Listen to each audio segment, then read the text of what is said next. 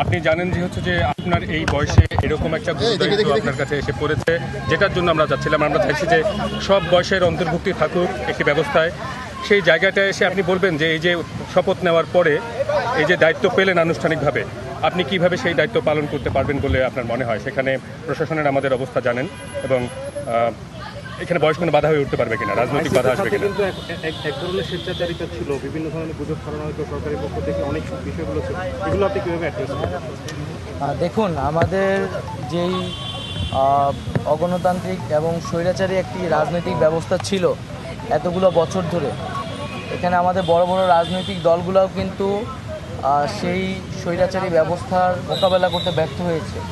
সেই জায়গায় ছাত্রদের নেতৃত্বেই কিন্তু এই অভ্যুত্থানটি সংগঠিত হয়েছে। ছাত্রদের উপর আস্থা রেখে জনগণ রাস্তায় নেমে এসেছে।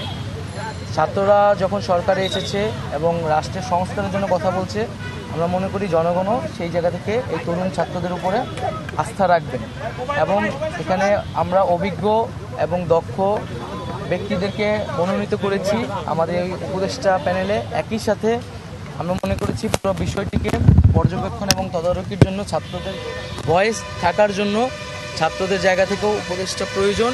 সেই জায়গা থেকেই আমরা দুইজন ছাত্র প্রতিনিধি এই উপদেষ্টা প্যানেলে রয়েছে, এবং পাশাপাশি আরও আমাদের ছাত্র প্রতিনিধিরা অন্যান্য উপদেষ্টাদের সাথে সহকারী হিসেবে সামনের দিনে কাজ করার সুযোগ থাকবে। নানা রকম চ্যালেঞ্জ আসতে পারে সামনে, তো সেই ব্যাপারে শিক্ষার্থীদের মধ্যে যাতে কোনো ধরনের বিভেদ তৈরি না হয়, বিভাজন, সেই বিষয়টা ভাবছেন নিশ্চিত করতে পারবেন কিনা?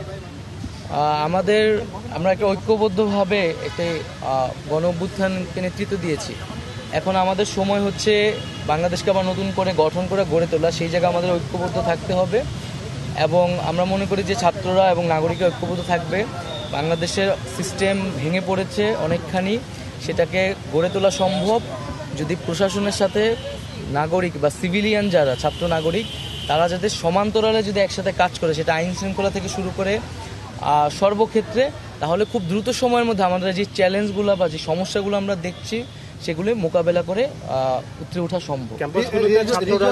কথা বললেন যে মন্ত্রণালয়গুলোতে আপনাদের ছাত্রদের সম্পৃক্ততা থাকবে, এটা কিভাবে সম্ভব হবে?